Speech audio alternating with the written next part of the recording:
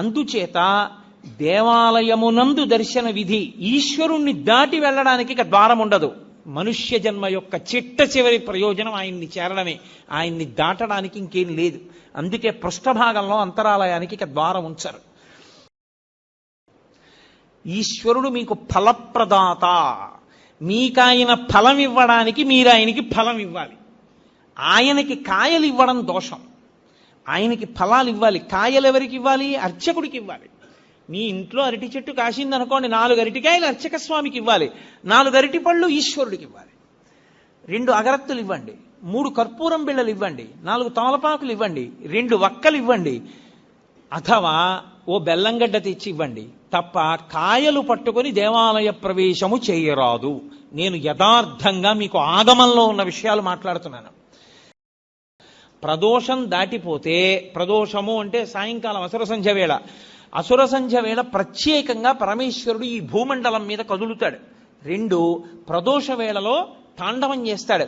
దేవతలందరూ శివాలయం దగ్గరికి ఎడతారు. అందుకే ప్రదోష వేళలో ఒక్క శివాలయానికే దర్శనం. 2 నరసింహస్వామి దర్శనం చెయ్యవచ్చు, దోషం లేదు. ప్రతిష్టా కల్పమును అనుష్ఠించి మీకు ఒక శివలింగం దగ్గర చేసినటువంటి ఆరాధన కన్నా ఇంకొక శివలింగం దగ్గర చేసిన ఆరాధన మిక్కుట ఫలితాన్ని ఇస్తుంది. ఇందులో ఒక్కొక్క దానికన్నా ఒక్కొక్క దాని శక్తి దేని వల్ల మారుతుంది అంటే, మొట్టమొదటిది స్వయంభూలింగము అంటారు. స్వయంభూ అంటే తనంత తాను వచ్చినటువంటి శివలింగం. కంచిలో ఏకాంబరేశ్వరుడు, లేదా అరుణాచలంలో అగ్నిలింగం, కాశీలో విశ్వనాథలింగం, ఇలాంటి శివాలయాల్లో శ్రీశైలంలో మల్లికార్జున లింగం, ఇవన్నీ స్వయంభూ శివలింగాలు. తమంత తాముగా ఏర్పడ్డాయి, ఎవరు ప్రతిష్ఠ చేయలేదు. స్వయంభూ శివలింగం దగ్గరికి వెళ్ళి మీరు ఒక్కసారి అభిషేకం చేశారనుకోండి, కొన్ని కోట్ల పర్యాయములు మీరు అభిషేకం చేశారు అని వేస్తారు. మీరు స్వయంభూ శివలింగం దగ్గరికి వెళ్ళి శివ శివ అన్నారనుకోండి, లెక్కలేదు అంత శివనామం చెప్పాడు అని వేస్తారు. స్వయంభూలింగం దగ్గర మీరు ఏది చేసినా దానికి వచ్చేటటువంటి ఫలితమును చెప్పుట సాధ్యము కాదు. అది స్వయంభూలింగం. ఇక 2వది దైవీలింగములు అంటారంటే దేవతలే వచ్చి ప్రతిష్ఠ చేస్తారు. మీకు ఈ పక్కనే ఉందిగా అమరేశ్వరం, అది సాక్షాత్తుగా ఇంద్రుడు ప్రతిష్ఠ చేశాడు.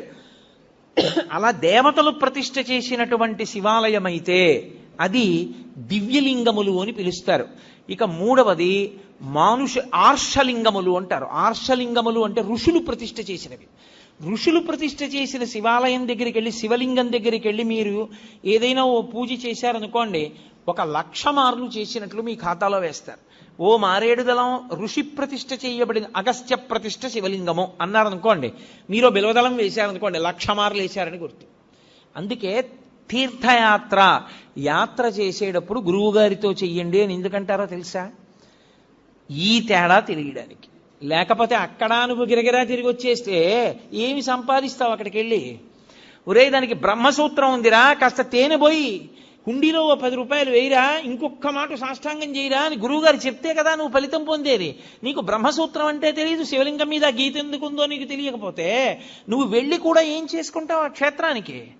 అందుకని గురువుతో వెళ్ళండి తీర్థయాత్రకి అనడానికి కారణం అక్కడ వచ్చింది. కాబట్టి ఆర్షలింగము ఋషి ప్రతిష్ఠ, రాక్షసలింగములను ఉంటాయి. వాటికి పూజ చెయ్యకూడదని నియమం ఉందని మీరు అనుకునేరు, తప్పు. రాక్షసులు ప్రతిష్ఠ చేస్తారు. రాక్షసుల చేత ప్రతిష్ఠింపబడినటువంటి లింగం దగ్గరికి వెళ్ళి పూజ చేస్తే 10,000 రెట్ల ఫలితాన్ని ఇస్తారు. మానుషలింగములు అంటారు. మనుష్యులు ప్రతిష్ఠ చేసినటువంటి శివలింగాలు. ఇదిగో ఇప్పుడు ఇక్కడ ఉన్నటువంటి దేవాలయంలో ఉన్నటువంటి శివలింగం. అటువంటి శివలింగాలు మీరు దర్శనం చేసుకుని, అభిషేకం చేసుకుని, పూజ చేసుకుని మీ భక్తి చేత ఇతోధికంగా దాన్ని పెంచుకోవాలి. బాణలింగము అని ఒక లింగం.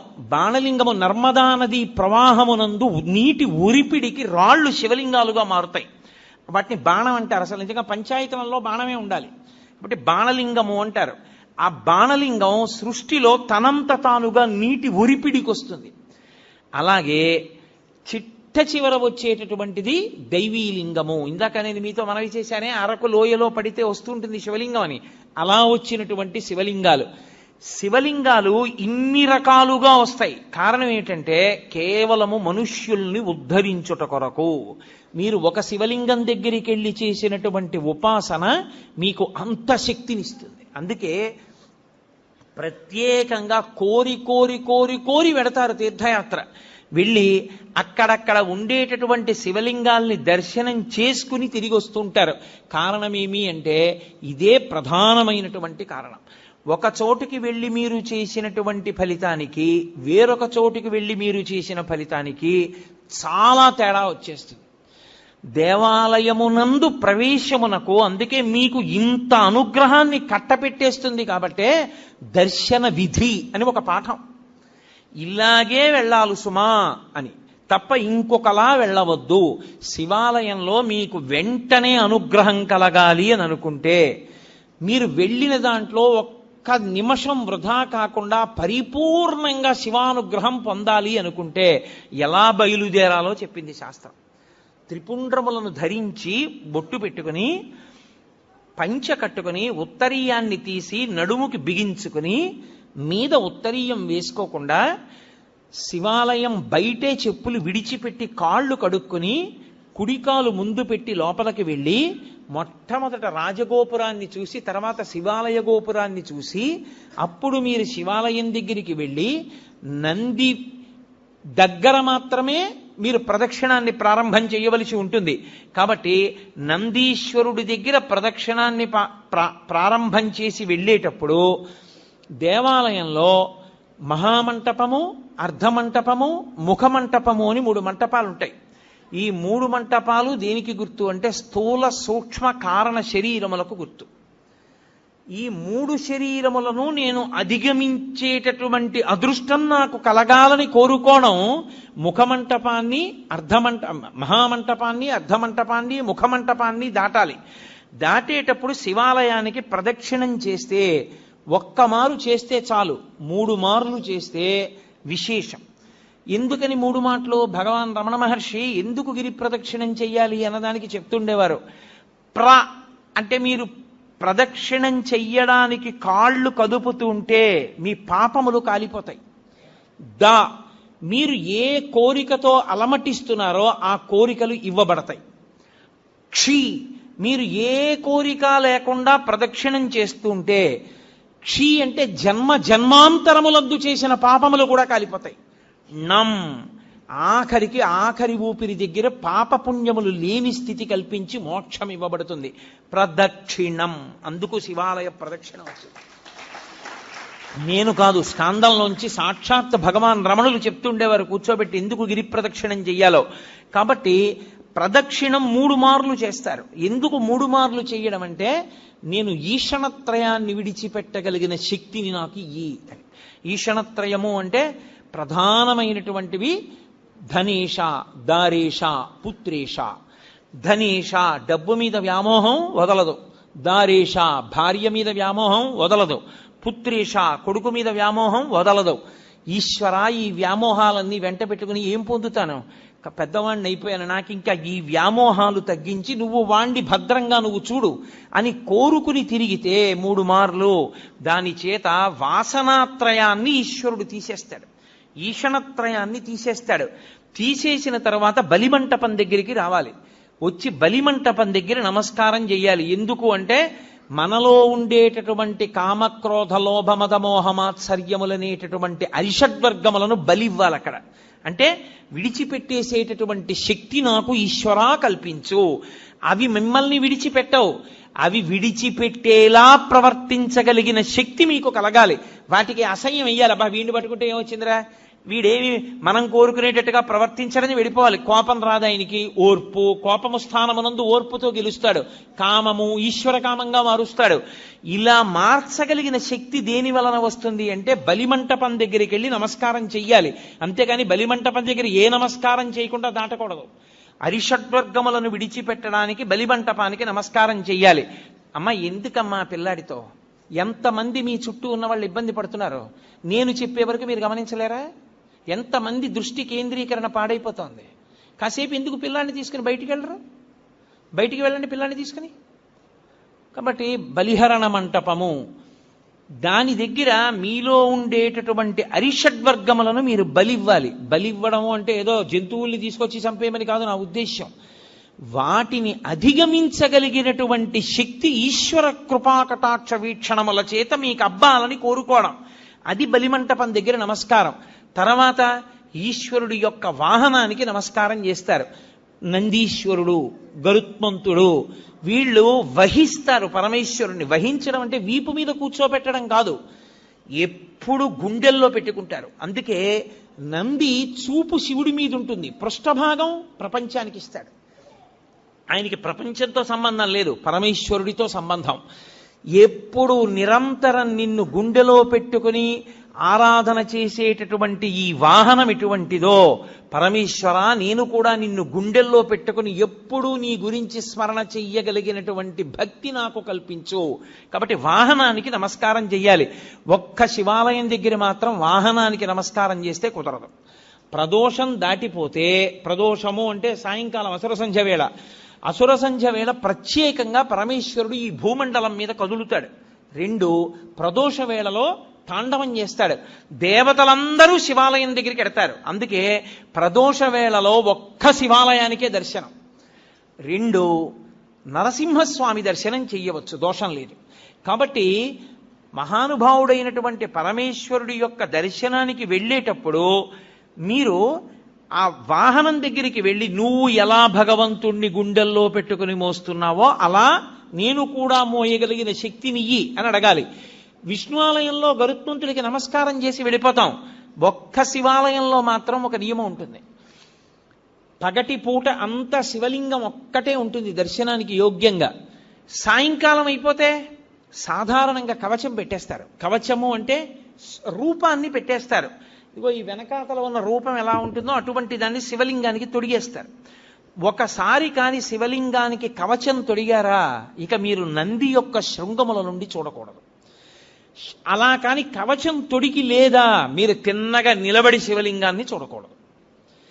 అప్పుడు చూసేటప్పుడు మాత్రం మీకు అదృష్టం పండిందని గుర్తు. కవచం పెట్టకముందు మీరు శివాలయంలోకి వెళ్ళారంటే మీ భాగ్యం పండిందని గుర్తు. ఎందుకో తెలుసా? ఈ సమస్త ప్రపంచమునందు కేళి చేసే శివస్వరూపం దర్శనం అవ్వాలంటే నందీశ్వరుడికి ఆయన ఇలా ఉంటే, మీకు ఎడం పక్కన నంది ఉండేటట్టుగా వచ్చి మీ ఎడం చేత్తో ఆయన యొక్క పృష్ఠభాగంలో అవయవాన్ని ఒక్క లిప్తకాలం పట్టుకోవాలి. కుడి చేతి బొటన వేలు, చూపుడు వేలు శృంగముల మీద ఉంచాలి. ఉంచి వృషస్య వృషణం స్పృష్ట్వా శృంగమధ్యే శివాలయం దృష్ట్వా క్షణం నరోయాతి కైలాసే శివదర్శనం ఇలా పెట్టి, తర్వాత ఎడం చేత్తో పట్టుకుని ఒక్కసారి ఇలా నొక్కి వదిలేయాలి. అలా నొక్కి వదిలినప్పుడు ఆయన ఊపిరి అనాగుతుంది. ఆయన ఊపిరిలో సయ్యాటలాడుతూ ఉంటాడు ఊయలలో శివుడు. ఆ ఊయల ఆగుతుంది. ఆగినప్పుడు ఆ శివలింగాన్ని ఒక్కసారి చూసిన వారెవరో వాడు కైలాసమునకు వెళ్ళి పరమేశ్వర దర్శనం చేశాడని వేస్తారు ఖాతాలో. అది శైవాగం. కైలాసే శివం దృష్ట్యా, కైలాసమునందు పరమశివ దర్శనం చేశాడు. కవచం పెట్టేశారనుకోండి, ఇక చూడకూడదు. అలాగా నిర్మాల్యాన్ని శివాలయంలో ఎప్పుడూ నందీశ్వరుడి మీద విసర్జించరాదు, మహాదోషం. నందీశ్వరుడి మీద మీరు శివాలయంలో ప్రసాదాన్ని పెట్టకూడదు. మారేడు దళాలు కానీ పువ్వులు కానీ మీకు ఇచ్చిన వాటి మీద కానీ నంది మీద పెడితే అనేక రకములైన పాపములు మిమ్మల్ని చుట్టుకుంటాయి. ఎందుకో తెలుసా? శివాలయంలో ప్రసాదాన్ని శివాలయంలో వదిలిపెట్టి మీరు వెళ్ళకూడదు. ప్రసాదం అంటే అనుగ్రహం, మీరు తీసుకెళ్ళాలి. కానీ ఎలా తీసుకెళ్లాలన్న దానికి మాత్రం నియమం ఉంది. శంకరాచార్యుల వారు సౌందర్యలహరి చేస్తూ చెప్తారు, నివృత్యై చండాంశ త్రిపురహర నిర్మాల్య విముఖై అంటారు. చండీశ్వరుడు మనలాగే మనుష్యుడిగా పుట్టాడు. అపారమైన శివభక్తితో శివ కుటుంబంలో ఒకడయ్యాడు. అయి ఆయనకి పరమశివుడు వరం ఇచ్చాడు. లోకంలో ఎవరికైనా సరే నియమం ఒకటి ఉంటుంది, వారి యొక్క ఉచ్ఛిష్టాన్ని, వారి యొక్క శేషాన్ని తినేటటువంటి అధికారం ఎవరిది అంటే భార్యది. మంచినీళ్లు తాగగా ఇంకా నీళ్లు మిగిలితే ఆ గ్లాసు తీసేటటువంటి అధికారము భార్యది.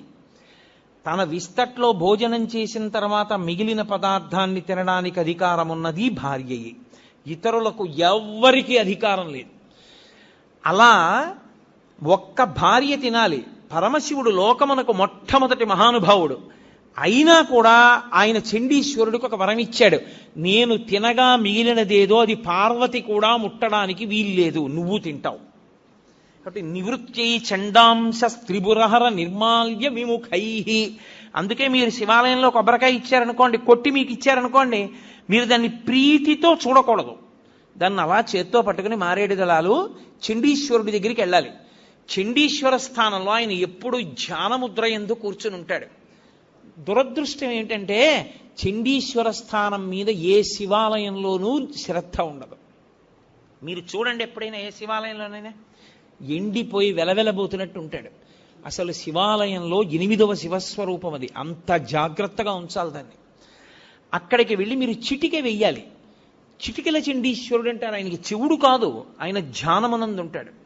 ఆయన కళ్ళు విప్పుతాడు, కళ్ళు విప్పి చూస్తాడు, ఎందుకు చిటిక వేశావు అని. అయ్యా, నేను తీసుకెళ్ళకూడదు తిన్నగా, శివుడికి ఇవ్వగా మిగిలింది ఏదైనా మీకు ఇవ్వాలి. కొబ్బరికాయ కొడితే ఓ చెక్క శివుడి దగ్గర ఉంది, ఓ చెక్క మీకు ఇచ్చారు, అది చండీశ్వరుడికి వెళ్ళాలి. కానీ ప్రసాదంగా తీసుకెడదాం అనుకుంటున్నాను, మీరు అనుగ్రహించండి, ఇలా చూపించాలి. మీరు పట్టుకెడుతున్న దాంట్లో ఏదో కొద్దిగా అలా చూపించాలి. చూపిస్తే ఆయన చూసి సంతోషిస్తాడు. తీసుకో, నేను ఇచ్చాను నీకు ప్రసాదం అంటాడు. ఇప్పుడు చండి ముఖంగా మీకు ప్రసాదం రావాలి, అంతేగాని నందీశ్వరుడు వదిలిపెట్టమని ఏ శివాగమంలో ఉందో నాకు చూపించండి. ఎక్కడా లేదు. ప్రతి దేవాలయంలో అర్చకులు చేస్తున్న తప్పది. నందీశ్వరుడి మీద పెట్టేయండి అని చెప్తున్నారు, పరమదోషం. నంది మీద పెడితే కింద పడుతుంది, కింద పడితే వెనక వచ్చిన వాడు తొక్కుతాడు, తొక్కితే ఆ పాప నీకు అడికి పెడుతుంది. పుష్పదంతుడని శివమహిమ్నా స్తోత్రం చేశాడు ఆయన. అదే పనిగా రాజుగారి తోటలో పువ్వులన్నీ పట్టుకుపోతుండేవాడు. పట్టుకుపోతుంటే కనపడేవాడు కాడు గంధర్వుడు. రాజుగారికి కోపం వచ్చింది, వీడిని పట్టుకోలేకపోతున్నాం, శివాలయంలో వాడినటువంటి పువ్వులు తెచ్చి చల్లండి కింద ఆకులు. వాడు రాత్రి వచ్చి తొక్కుతాడు, వాడి శక్తి పోతుంది అన్నాడు. చల్లేశారు. ఆయన తెలియక భూమి మీద దిగాడు పూల తోటలో. తొక్కగానే ఆయన శక్తి పోయింది, పట్టుకుని బంధించారు. అప్పుడు ఆయన శివమహిమ్నా స్తోత్రం చేశాడు. నందీశ్వరుడి దంతాల మీద ఉంటాయి ఇప్పటికీ ఆ శివమహిమ్నా స్తోత్ర శ్లోకాలు. ఒకప్పుడు నేను మహాభక్తుడను, ఆయన వెళ్ళి పరమేశ్వరుడి దగ్గర శివమహిమ్నా స్తోత్రం జరిగితే నంది పళ్ళికి లిజ్జట్టిలాగా ఆయన పళ్ళ మీద కనబడ్డాయి శ్లోకాలు. ఇక్కడ నువ్వు జరుగుతాయంటే నా పళ్ళ మీద రాసుకున్నాను, బట్టి నేను అంత శక్తివంతములు శివమహిమ్నా స్తోత్రం. కాబట్టి ఆ గంధర్వుడు శివమహిమ్నా స్తోత్రం చేస్తే మళ్ళీ శక్తి వచ్చి వెళ్ళిపోయాడు. కాబట్టి శివ నిర్మాల్యాన్ని తొక్కకూడదు. తొక్కకూడని శివ నిర్మాల్యాన్ని ఆ నందీశ్వరుడి మీద పెట్టించడం ఏంటి? తప్పు కాదు. విభూతి దాని మీద చల్లేయండి అన్నాం, నిర్మాల్యం నంది మీద పెట్టి వెళ్ళిపోండి అన్నాం. అసలు శివాలయంలో ఉన్న అర్చకులు మొదట తెలుసుకోవాలి అది. అలా మనం చెప్పకూడదు. చండీశ్వర స్థానానికి చూపించి మీరింటికి పట్టుకెళ్ళండి అని చెప్పాలి. ఆ మారేడు దళం చక్కగా మీరింటికి పట్టుకెళ్ళచ్చు, కళ్ళకు అద్దుకోవచ్చు, ఎక్కడో నీళ్లలోనో మొక్కలోనో పెట్టేసేయచ్చు. మీ ఇంటికి పట్టుకెళ్ళాలి, గడప దాటాలి ప్రసాదం. గడప దాటి ఇంటికి వస్తేనే శివానుగ్రహం. మీరు ఎక్కడో వదిలిస్తే ఇంకా ప్రసాద తిరస్కారం చేస్తే మీకు అనుగ్రహం ఎక్కడి నుంచి వస్తుంది? మీరు నంది మీద పెట్టి కింద బారేసి అదే ప్రసాదం తీసుకోవాల్సిన విధానం శివానుగ్రహాన్ని పొందడానికి. కాబట్టి ఒక్క శివాలయంలో మాత్రం వాహనం దగ్గరికి వెళ్ళేటప్పటికి నియమం మారుతుంది. అక్కడికి వెళ్ళి నమస్కారం చేసి వెళ్ళిపోతానంటే కుదరదు. మీరు కవచం పెట్టకపోతే ఆయన శృంగములలోంచి శివదర్శనాన్ని చెయ్యవలసి ఉంటుంది. చేశారు, ప్రదక్షిణం చేసి వచ్చారు, ప్రదక్షిణం చేశారు, 3 మంటపములను దాటారు. ఇప్పుడు మీరు శివసన్నిధి యందు నిలబడ్డారు. నిలబడితే లోపల ఎప్పుడైనా సరే ఒక విషయాన్ని జ్ఞాపకం పెట్టుకోండి, ఏ దేవాలయం లోపల అయినా విద్యుత్ దీపం వెలిగితే ఉత్తర క్షణంలో ఏ పని చేసినట్లు గుర్తో తెలుసా? మీ గురువు గారి పట్ల మీరు అపచారం చేశారని గుర్తు. మీ గురువుని తిరస్కరిస్తే, మీ గురువుకి అపచారం చేస్తే, మీ గురువుని విమర్శిస్తే, మీ గురువుని చులకన చేస్తే ఏ దోషం వస్తుందో అంతరాలయంలో విద్యుత్ దీపం పెడితే అదే దోషం వేస్తారు. అందుకే మీరు ఇప్పటికీ చూడండి, ఏ పెద్ద పెద్ద గుళ్ళల్లోనూ ఎలక్ట్రిక్ లైట్ వేయరు. ఎందుకు వెయ్యరో తెలుసా? ఒక్కటే కారణం, అంతరాలయంలో ప్రధానమూర్తి దగ్గర వెలిగే దీపమే గురువు. గురువు ఒక్కడి అనుగ్రహంతో ఈశ్వరుడు కనపడతాడు. ఆయన అక్కర్లేదని తీసేస్తే త్రిశంకుడు అయిపోయినట్టు గుర్తు. నాకు ఆ దీపపు కాంతిలో కనపట్టలేదు, నేను ఎలక్ట్రిక్ లైట్ పెట్టుకుంటానంటే నువ్వేం గురువయా, నువ్వు మాకు అక్కర్లేదని చెప్పి ఇంకొన్ని పెట్టినట్టు లెక్క. ఆ అంతరాలయమునందు వేరొక దీపము, విద్యుత్ దీపం ఉండరాదు, ఒక్క నూనె దీపమే. ఆ దీపాలు కావాలంటే గుత్తి దీపాలుగా దింపుతారు, ఒత్తి పెద్దది చేస్తారు మూర్తి దగ్గరికి వచ్చే. మీరు అందుకే మన ఆంధ్రదేశంలో ఏముందండి, శాస్త్రం పాటించేవాడేడి, మీరు దక్షిణ దేశం వెళ్ళండి, ద్రవిడ దేశం ప్రత్యేకం. ఏ దేవాలయంలో ఎలక్ట్రిక్ ల్యాంప్ వేయరు. అర్చకులు ఒళ్ళు చెమటలు పట్టేసి ఇలా కారిపోతున్నా సరే వాళ్ళు పెద్ద పెద్ద ఒత్తేసి ఆ ఒత్తులలోనే వెలుగుతుంటాయి. ఆ ఒత్తులలో వెలుగులోనే చూస్తారు. దాని అర్థం ఏంటో తెలుసా? ఆ దీపమే గురువు. గురువు ఇంకెక్కడో ఉండడు. మీ గురువు గారు ఎక్కడున్నారు అంటే అంతరాలయంలో ఉన్న దీపంలోనే మీ గురువు గారు ఉంటారు. ఆయనే గురువుగా చూస్తారు. అందుకే దేవాలయానికి వెళ్ళినప్పుడు ఈశ్వరుడు ఒక్కడే కాదు, గురు దర్శనం కూడా అవుతుంది. ఓ గురువర్య, మీ మాటల వలన, మీ అనుగ్రహము వలన, మీ అనుగ్రహ కాంతులలో నాకు ఈశ్వర దర్శనం అవుతోందని దర్శనం చెయ్యాలి. అందుకే నూనె దీపం, నెయ్యి దీపం తప్ప విద్యుత్ దీపం వాడడం అనేటటువంటి మాటే లేదు శాస్త్రాల్లో. అందుకే ఈశ్వర ప్రధానమూర్తిని చూడగానే రెండిటిని మనసులో స్మరించాలి. ఒకటి గురువు, రెండు ఈశ్వరుడు. ఇద్దరిని స్మరించాలి. స్మరించి నమస్కారం చెయ్యాలి.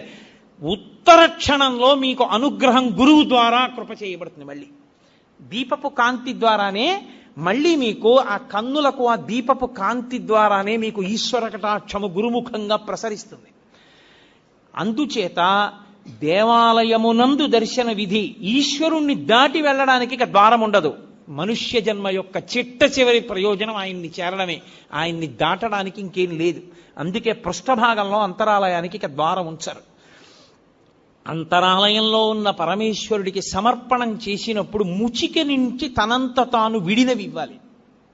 ఏవవి? పళ్ళు. కాయ ఇవ్వకూడదు దేవాలయంలో. ఎందుచేత అంటే ఈశ్వరుణ్ణి ఎప్పుడు అడిగినా పండిపోవడం ఒక్కటే అడగాలి.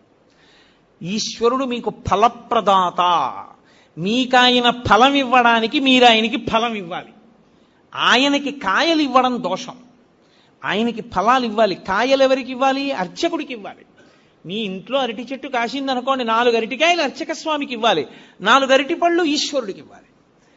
2 అగరత్తులు ఇవ్వండి, 3 కర్పూరం బిళ్ళలు ఇవ్వండి, 4 తమలపాకులు ఇవ్వండి, 2 వక్కలు ఇవ్వండి, అథవా ఓ బెల్లంగడ్డ తెచ్చి ఇవ్వండి. తప్ప కాయలు పట్టుకొని దేవాలయ ప్రవేశము చేయరాదు. నేను యథార్థంగా మీకు ఆగమంలో ఉన్న విషయాలు మాట్లాడుతున్నాను. అలా ఎవరు వెళ్ళి దేవాలయానికి నమస్కారం చేసుకుని బయటికి వచ్చి ఒక్క క్షణం కూర్చోవాలి. కూర్చుని మీరు ఏం చూశారో దాన్ని స్మరించాలి.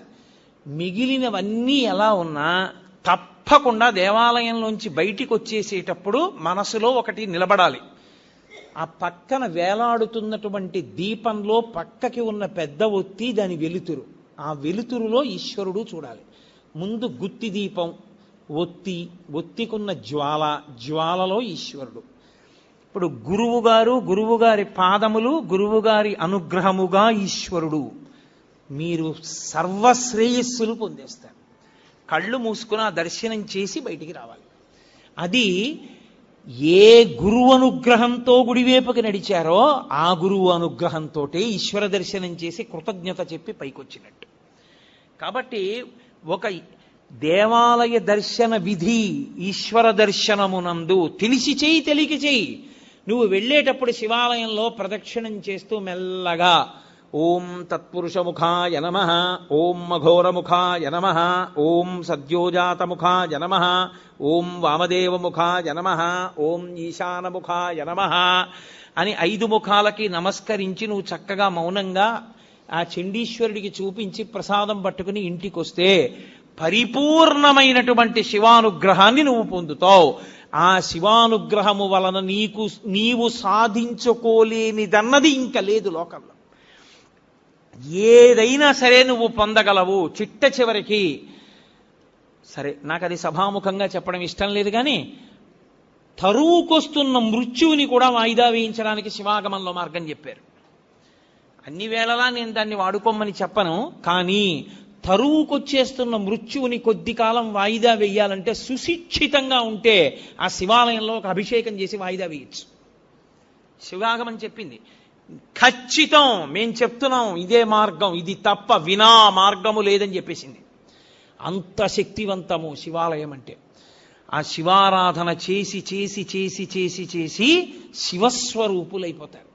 అయిపోయి వారి చేత్తో ఒక పండిస్తే, వారి నోటితో ఒక మాట అంటే అందున శివతత్వం ఎరిగిన వాడు అభిషేకం చేశాడనుకోండి, ఆ తీర్థానికి ఉండే శక్తి అపారము. ఎందుకో తెలుసా? నా రుద్రో రుద్రమర్చయేత్. రుద్రుడు కాని వాడు రుద్రుడిని అభిషేకం చెయ్యకూడదు. శివతత్వము పరిపూర్ణముగా తెలుసున్నవాడు రమించిపోతూ శివాభిషేకం చేశాడనుకోండి, ఆ అభిషేక తీర్థమునందు శివశక్తి పరిపూర్ణంగా పట్టుకుంటుంది. తజ్జలాన్ అని ఈశ్వరుడికి పేరు. ఆ అభిషేక తీర్థమును నువ్వు పుచ్చుకోవడం అంటే సాక్షాత్ శివానుగ్రహము నీలోకి ప్రవేశించుటయే. అందుకే శివభక్తి తత్పరుడైన వాడు చేసిన అభిషేక తీర్థం, శివాలయంలో అర్చక స్వామి చేసినటువంటి అభిషేక తీర్థం, ఒకటిది భక్తి, వేరొకరిది దీక్ష వలన వచ్చిన శక్తి. ఈ రెండిటిది ఒకటే స్థాయి. అందుకే అభిషేక నాకు తెలిసి గోపాలకృష్ణ గారికి తెలుసు, నేను పేర్లు ఎందుకు చెప్పాలి. ఈ రాష్ట్రంలో ఒకానొక విభాగానికి అంతటికీ హెడ్ చేశాడు ఒక ఆయన, ఒక చీఫ్ ఇంజనీర్. ఆ రోజుల్లో ఉన్న ముఖ్యమంత్రి గారు ఆయన్ని సెలవులో వెళ్ళొద్దన్నాడు. నువ్వు సెలవులో పెడితే నీ ప్లేస్లో ఎవరినో వెయ్యాలయా, వాడు ఫైళ్ళు ఎలా డిస్పోజ్ చేస్తాడో నాకు భయం, నువ్వు జ్వరంతో ఉంటే ఇంటి దగ్గర ఉండి సంతకాలు పెట్టు, ముఖ్యమైన ఫైళ్లు చూసన్నారు. ఆయన ఇంటి దగ్గర ఉండి వైద్యం చేయించుకున్నారు. 104 జ్వరం, నెల్లాళ్ళయింది, తగ్గలేదు. ఒక గొప్ప శివభక్తుడు, ఆయన పరమభక్తితో ప్రతిరోజు అభిషేకం చేసుకుంటారు. ఆయన దగ్గరికి వెళ్ళి అడిగారు. ఆయన అన్నారు, అన్ని మందులు మాని నా ఇంట కూర్చుని 42 రోజులు ప్రతిరోజు నేను అభిషేకం పూర్తయ్యేటప్పటికి తీర్థం పుచ్చుకోగలవా అని అడిగారు. పుచ్చుకుంటానన్నారు. 42 రోజులు పుచ్చుకున్నాడు. ఆయన పూర్తి ఆరోగ్యాన్ని పొంది మళ్ళీ డ్యూటీకి జాయిన్ అయ్యాడు. ఇప్పటికే ఆయన ఉన్నాడు చక్కగా, మా కాకినాడలోనే ఉంటారు. కాబట్టి శివాభిషేకమునందు శివతత్వమును జీర్ణం చేసుకున్న వ్యక్తి పరమ భక్తితో అభిషేకం చేస్తే ఆ శివలింగానికి తగిలి కింద పడుతున్నటువంటి నీటి యందు శివతత్వము ప్రవేశించి విశేష శక్తిని పొందుతుంది. కాబట్టి శివాలయము, శివానుగ్రహము, శివ దర్శనము అంత గొప్పవి. నిజంగా మీరు ఎంత భాగ్యవంతులో మీకు తెలియదు. ఎప్పుడైనా మీరు ఒకటి జ్ఞాపకం పెట్టుకోండి, ఆలయంలో ఉండేటటువంటి ప్రధాన దేవతా స్వరూపం శివుడికి ఎడం వైపుకొస్తుంది. అలా రాకుండా దూరంగా జరిగి ముందుకొచ్చి ఆయనకి అభిముఖంగా చూసిందనుకోండి, విశ్వకుండలిని అని గుర్తు. ఆవిడ కేవలం మీరు ఏ పేరుతో పిలుస్తున్నారో ఆ ఒక్క శక్తే కాదు, ఆమె మిమ్మల్ని ఈడ్చి ఈశ్వరుడి దగ్గరికి తీసుకెళ్ళిపోగలదు, అంత శక్తివంతురాలని గుర్తు. మీకు ఇక్కడ ఉన్నటువంటి ప్రాంగణంలో పరమశివుడు తూర్పుని చూస్తే అమ్మవారు ఇటు పక్కకి రాలా, అమ్మవారు ఇటు తిరిగి పశ్చిమాన్ని చూసింది. శారద అంటే విశ్వకుండలిని శక్తి స్వరూపంగా ఉంది. ఏ మహానుభావుడు ప్రతిష్ఠ చేశాడో నాకు తెలియదు కానీ సర్వశుక్ల సరస్వతి, తెల్లగా ఉంటుంది సరస్వతీదేవి. ఆ స్ఫటికం శివుడు, పరబ్రహ్మతత్వం. స్ఫటికం, దానికి ఏ రంగు ఉండదు. మీరు ఎర్ర పువ్వు పెడితే ఎర్రగా కనపడుతుంది. అసలు ఆయన నిర్గుణుడు, ఆయన తప్ప వేరొకటి లేదు. విశ్వము ఆయన యందు ఆరోపింపబడింది. ఆ శివస్వరూపం, ఈ శారదాస్వరూపం ఒకటే. అందుకే వెనక్కి శారదని జరిపారు. ఈ దేవాలయంలో మీరు చేసుకున్న అదృష్టం అత్యద్భుతం ఏమిటో తెలుసా? నవగ్రహ దేవాలయం. నేను మీతో యథార్థం చెప్తున్నా, ఇప్పటి వరకు నేను ఒక్క చిత్తూరు అవతల ఉన్న నవగ్రహ దేవాలయం తప్ప అక్కడ ఉన్న దేవాలయం దీనికన్నా గొప్పది. ఎందుచేత అంటే అక్కడ చెట్టు కూడా ఉంది. ఏ గ్రహానికి ఏ చెట్టు ఉండాలో ఆ చెట్టు కూడా ఉంది అక్కడ. ఇక్కడదొక్కటే లేదు. కానీ శివాలయానికి రామాలయానికి వెనక్కి జరిగింది, అసలు అది గొప్ప.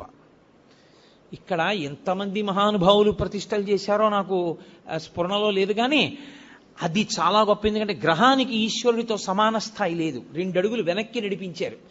నడిపించి ప్రతి గ్రహం మీద గ్రహానికి సంబంధించినటువంటి గుర్తు, గ్రహానికి సంబంధించిన విశేషం పైన కనపడేటట్టుగా పెట్టి ఆంతరం పెట్టారు. ఎందుకంటే నవగ్రహాలకి లోపలికి వెళ్ళి ప్రదక్షిణం చేస్తే ఇంట్లోకి వెళ్ళకూడదు, కాళ్ళు కడుక్కుని వెళ్ళాలి. అందుకని బయట ఓ ఆంతరం పెట్టి లోపల ఒక ఆంతరం పెట్టారు. గ్రహ ఫలితాలు పొందాలనుకున్న వాళ్ళు లోపలికి ఎడతారు. ప్రదక్షిణంగా వెళ్ళిపోదాం అనుకున్నవాడు ఇంటికి వెళ్ళి కాళ్ళు కడుక్కోలేక్కర్లేదు, వెళ్ళిపోవచ్చు. వెళ్ళిపోవడానికి వీలుగా పెట్టారు. అన్నిటికన్నా గొప్పదేదో తెలుసా? శివాలయం విష్ణువాలయం యొక్క నీడ ఒక్క చోట పడేటట్టుగా ఉండి ప్రదక్షిణం చేస్తే వాడు సాక్షాత్తుగా కాశీ క్షేత్రం లాంటి క్షేత్రాల్లో ప్రదక్షిణం చేయడంతో సమానం. 2 నీడలు పడాలి. మాకు కాకినాడలో ఉన్నాయి అలా 2 దేవాలయాలు. ఇక్కడ విష్ణు స్వరూపం రామచంద్ర ప్రభు. రామచంద్ర ప్రభువు యొక్క ఆలయం, ఆ పక్కన శివాలయం రెండు ఉన్నాయి. రెండిటి మధ్యలోంచి ప్రదక్షిణం చేస్తారు. శివదర్శనం చేసి రామదర్శనం చెయ్యాలి. అంత గొప్ప అమరిక. అసలు ఆ కళ్యాణ మంటపం ఒక అద్భుతం. ఆ కళ్యాణ మంటపం మీద 27 నక్షత్రాల యొక్క గుర్తులు. అవి నిజంగా మీరు చూస్తే ధన్యులు. మీ పిల్లలకి చూపిస్తే. ఎందుకో తెలుసా? మృగశీర్ష నక్షత్రం ఆకాశంలో ఎలా ప్రకాశిస్తుందో, హస్తా నక్షత్రం ఎలా ప్రకాశిస్తుందో భాద్రపద మాసంలో, అవన్నీ నక్షత్ర శాస్త్రం చదువుతుంటే అబ్బా అలా ఉంటుందా నక్షత్రం ఆకాశంలో అనుకుంటాం. అవి ఎలా ఉంటాయని చెప్పబడిందో 27 నక్షత్రాలు అలాగే చెక్కారు అక్కడ. నేను ఒక రోజు 2 గంటల చుట్టూ తిరిగి చూశాను. 27 నక్షత్రాలని యథాతథంగా అలా పెట్టారు. పెట్టి 27 నక్షత్రాల్లోంచి 12 రాసుల్ని తీసుకొచ్చారు. 12 రాసుల కింద కళ్యాణ మంటపం తీసుకొచ్చారు. నేను పొద్దున్నే అడిగా, ఇక్కడ కళ్యాణం చేస్తారా అని అడిగా. ఆ కింద కళ్యాణం జరుగుతుండగా చూస్తే సమస్త గ్రహదోషములు తిరిగిపోతాయి.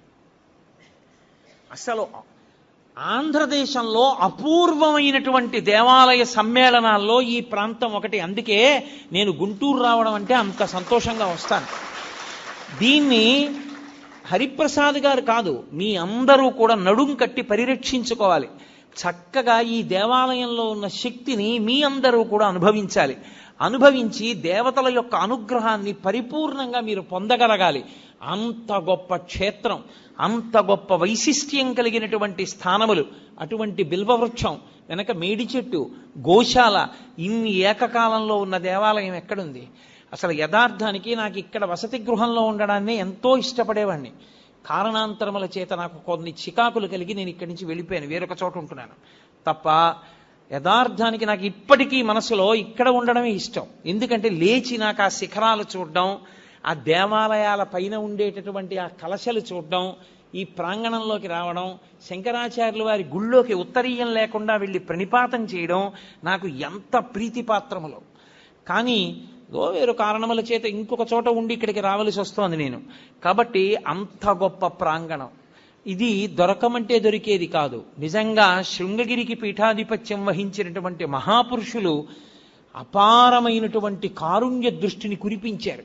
చిత్రం ఏమిటంటే కంచికామకోటి పీఠాధిపతులు కూడా ఇక్కడ ప్రతిష్ఠ చేశారు. నవగ్రహాలు అయింది, నవగ్రహాల దేవాలయం. కాబట్టి కామకోటి, శృంగేరి 2 పీఠాధిపతులు కలిపి నిర్మాణం చేసినటువంటి దేవాలయాల యొక్క సమ్మేళనం ఉంది ఇక్కడ. ఇంత గొప్ప దేవాలయ వ్యవస్థ కనుక నేను ఇంతకన్నా చెప్తూ వెళ్ళిపోతే దానికి అంతే ఉంటుంది, ఎంతైనా వెడుతుంది. కాబట్టి మీ అందరూ కూడా చక్కగా ఈ దేవాలయాన్ని సేవించండి. నేను పిల్లలకు ఒక మాట చెప్తాను. మీరు ఋతువులు మారుతున్నప్పుడు శారదాదేవి మందిరాన్ని చుట్టూ తిరగండి. మీరు మొట్టమొదట అటువైపు నించోండి. తూర్పు నుంచి కదా కిరణాలు పడతాయి. అక్కడ యాగశాల ఉంది. ఆ యాగశాల దగ్గర నిలబడి చూడండి. మధ్యలో ఒక దళం ఉండి ఇలా తామర దళాలు ఉంటాయి, 3 ఉంటాయి. సూర్యకిరణాలు ఎలా పడుతున్నాయో మీరు ఒకసారి చూడండి. ఒక్కొక్క చోట 3 రేకులు ఉన్నాయి. ఇవన్నీ కలిపితే ఏమొస్తుందో ఆలోచించండి. ఎందుకు తామర పువ్వు పెట్టకుండా దళాల్ని మాత్రమే పెట్టి విడిచిపెట్టారో చూడండి. ఒక్కొక్క చోట తెల్లవారుజామున సూర్యకిరణాలు శారదాదేవి దేవాలయం మీద ఎక్కడ పడుతున్నాయో గమనించండి. 4 వైపులా శ్లోకాలు పెట్టారు. ఆ శ్లోకాలు ఏవి పెట్టారో గమనించండి. ఎంత దూరదృష్టితో, ఎంత అద్భుతమైనటువంటి సంపదని మీకు ఇక్కడ ఏర్పాటు చేశారో మీరు గమనిస్తారు. ప్రతిష్టా కల్పమును అనుష్ఠించి మీకు ఒక శివలింగం దగ్గర చేసినటువంటి ఆరాధన కన్నా ఇంకొక శివలింగం దగ్గర చేసిన ఆరాధన మిక్కుట ఫలితాన్ని ఇస్తుంది. ఇందులో ఒక్కొక్క దానికన్నా ఒక్కొక్క దాని శక్తి దేని వల్ల మారుతుంది అంటే, మొట్టమొదటిది స్వయంభూలింగము అంటారు. స్వయంభూ అంటే తనంత తాను వచ్చినటువంటి శివలింగం. కంచిలో ఏకాంబరేశ్వరుడు, లేదా అరుణాచలంలో అగ్నిలింగం, కాశీలో విశ్వనాథలింగం, ఇలాంటి శివాలయాల్లో శ్రీశైలంలో మల్లికార్జునలింగం, ఇవన్నీ స్వయంభూ శివలింగాలు. తమంత తాముగా ఏర్పడ్డ, ఎవరు ప్రతిష్ఠ చేయలేదు. స్వయంభూ శివలింగం దగ్గరికి వెళ్ళి మీరు ఒక్కసారి అభిషేకం చేశారనుకోండి, కొన్ని కోట్ల పర్యాయములు మీరు అభిషేకం చేశారు అని వేస్తారు. మీరు స్వయంభూ శివలింగం దగ్గరికి వెళ్ళి శివ శివ అన్నారనుకోండి, లెక్కలేదు అంత శివనామం చెప్పాడు అని వేస్తారు. స్వయంభూలింగం దగ్గర మీరు ఏది చేసినా దానికి వచ్చేటటువంటి ఫలితమును చెప్పుట సాధ్యము కాదు. అది స్వయంభూలింగం.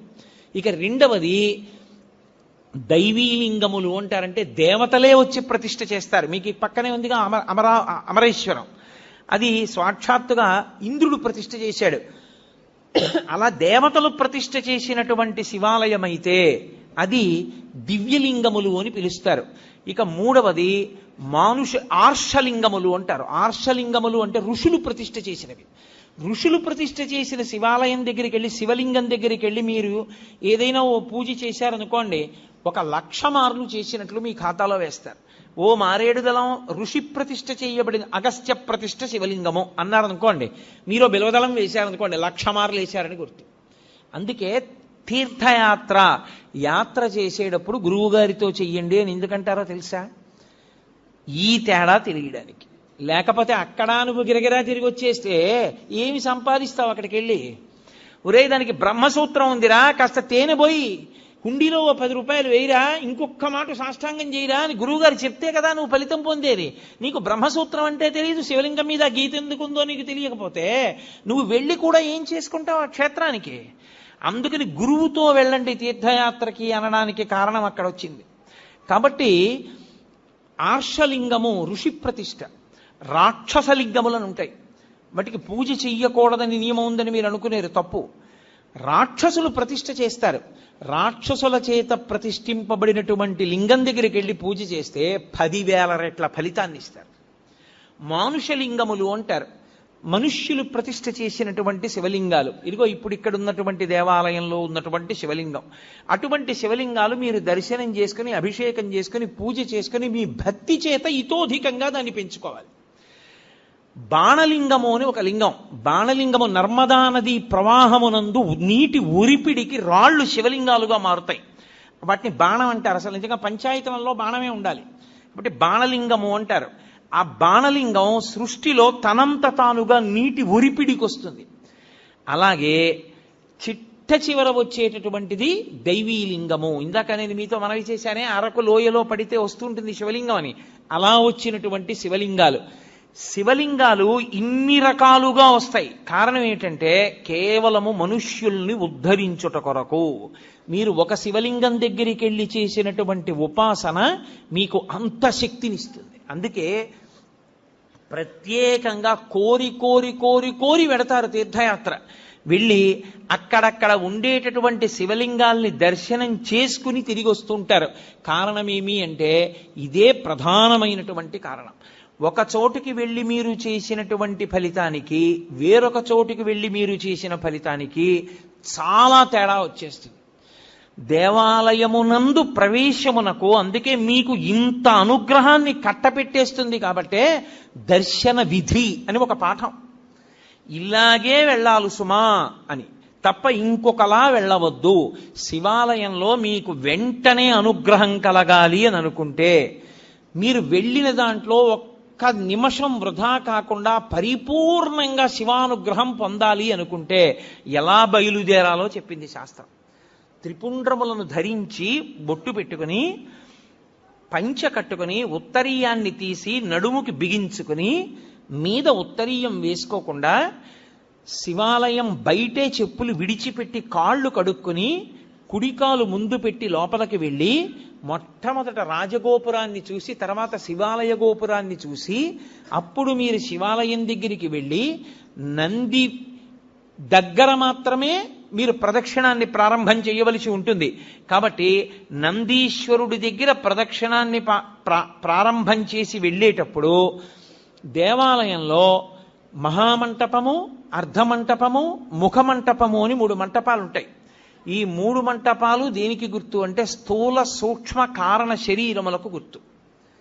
ఈ 3 శరీరములను నేను అధిగమించేటటువంటి అదృష్టం నాకు కలగాలని కోరుకోవడం ముఖమంటపాన్ని, మహామంటపాన్ని, అర్ధమంటపాన్ని, ముఖమంటపాన్ని దాటాలి.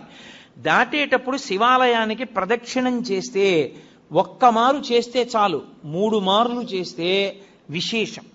ఎందుకని 3 మాటలు? భగవాన్ రమణ మహర్షి ఎందుకు గిరి ప్రదక్షిణం చెయ్యాలి అన్నదానికి చెప్తుండేవారు. అంటే మీరు ప్రదక్షిణం చెయ్యడానికి కాళ్ళు కదుపుతుంటే మీ పాపములు కాలిపోతాయి. దా మీరు ఏ కోరికతో అలమటిస్తున్నారో ఆ కోరికలు ఇవ్వబడతాయి. క్షీ మీరు ఏ కోరిక లేకుండా ప్రదక్షిణం చేస్తుంటే, క్షీ అంటే జన్మ జన్మాంతరములందు చేసిన పాపములు కూడా కాలిపోతాయి. నం ఆఖరి ఊపిరి దగ్గర పాపపుణ్యములు లేని స్థితి కల్పించి మోక్షం ఇవ్వబడుతుంది. ప్రదక్షిణం, అందుకు శివాలయ ప్రదక్షిణ వచ్చింది. నేను కాదు, స్కాందంలోంచి సాక్షాత్ భగవాన్ రమణులు చెప్తుండేవారు కూర్చోబెట్టి ఎందుకు గిరి ప్రదక్షిణం చెయ్యాలో. కాబట్టి ప్రదక్షిణం 3 మార్లు చేస్తారు. ఎందుకు 3 మార్లు చేయడం అంటే, నేను ఈషణత్రయాన్ని విడిచిపెట్టగలిగిన శక్తిని నాకు ఈ ఈషణత్రయము అంటే ప్రధానమైనటువంటివి ధనేష, దారేష, పుత్రేష. ధనేష డబ్బు మీద వ్యామోహం వదలదు, దారేష భార్య మీద వ్యామోహం వదలదు, పుత్రేష కొడుకు మీద వ్యామోహం వదలదు.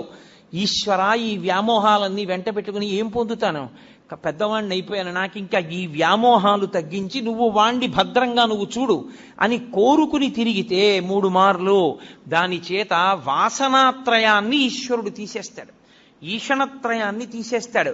తీసేసిన తర్వాత బలిమంటపం దగ్గరికి రావాలి. వచ్చి బలిమంటపం దగ్గర నమస్కారం చెయ్యాలి. ఎందుకు అంటే, మనలో ఉండేటటువంటి కామక్రోధ లోభ మద మోహమాత్సర్యములనేటటువంటి అరిషడ్వర్గములను బలివ్వాలి అక్కడ. అంటే విడిచిపెట్టేసేటటువంటి శక్తి నాకు ఈశ్వరా కల్పించు. అవి మిమ్మల్ని విడిచిపెట్టవు, అవి విడిచిపెట్టేలా ప్రవర్తించగలిగిన శక్తి మీకు కలగాలి. వాటికి అసహ్యం వెయ్యాలి. అబ్బా వీడిని పట్టుకుంటే ఏమొచ్చిందిరా, వీడేమి మనం కోరుకునేటట్టుగా ప్రవర్తించడని వెళ్ళిపోవాలి. కోపం రాదు ఆయనకి, ఓర్పు, కోపము స్థానమునందు ఓర్పుతో గెలుస్తాడు. కామము ఈశ్వర కామంగా మారుస్తాడు. ఇలా మార్చగలిగిన శక్తి దేని వలన వస్తుంది అంటే, బలిమంటపం దగ్గరికి వెళ్ళి నమస్కారం చెయ్యాలి. అంతేకాని బలిమంటపం దగ్గర ఏ నమస్కారం చేయకుండా దాటకూడదు. అరిషడ్వర్గములను విడిచిపెట్టడానికి బలిమంటపానికి నమస్కారం చెయ్యాలి. అమ్మ ఎందుకమ్మా పిల్లాడితో ఎంతమంది మీ చుట్టూ ఉన్న వాళ్ళు ఇబ్బంది పడుతున్నారు, నేను చెప్పే వరకు మీరు గమనించలేరా? ఎంతమంది దృష్టి కేంద్రీకరణ పాడైపోతోంది. కాసేపు ఎందుకు పిల్లాన్ని తీసుకుని బయటికి వెళ్ళరు? బయటికి వెళ్ళండి పిల్లాన్ని తీసుకుని.